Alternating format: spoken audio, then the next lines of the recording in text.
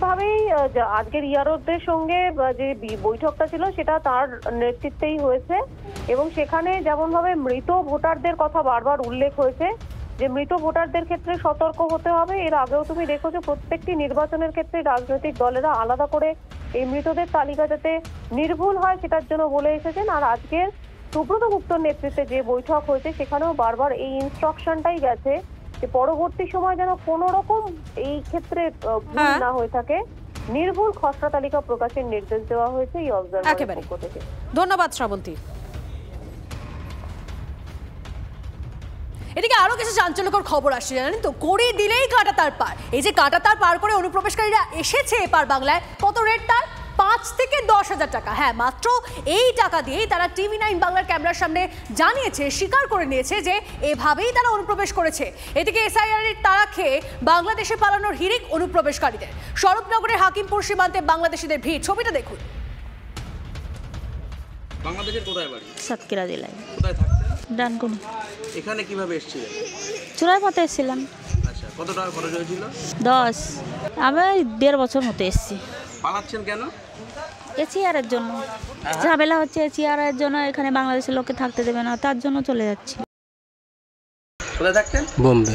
আর বাংলাদেশের কোথায় বাড়ি? সাতক্ষীরা জেলায়। কোথায়? সাতক্ষীরা জেলা। কি কাজ করতেন? ও বাদল করতাম। এখন কোথায় যাচ্ছেন? বাড়ি যাচ্ছে। বাড়ি কোথায়? সাতক্ষীরায়। কেন? এই SIR হচ্ছে এটির জন্য।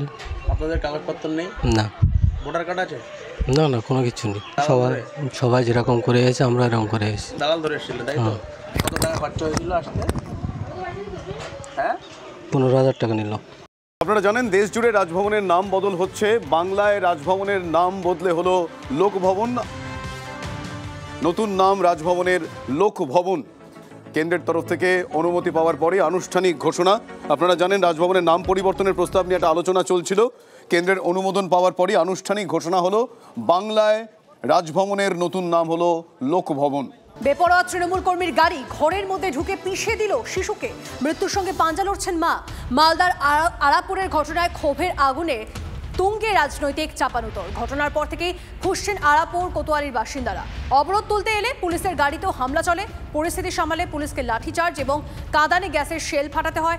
ছোট্ট শিশুর মৃত্যুর দায় কে নেবে? শাসক দলকে বিধে সরব বিরোধীরা।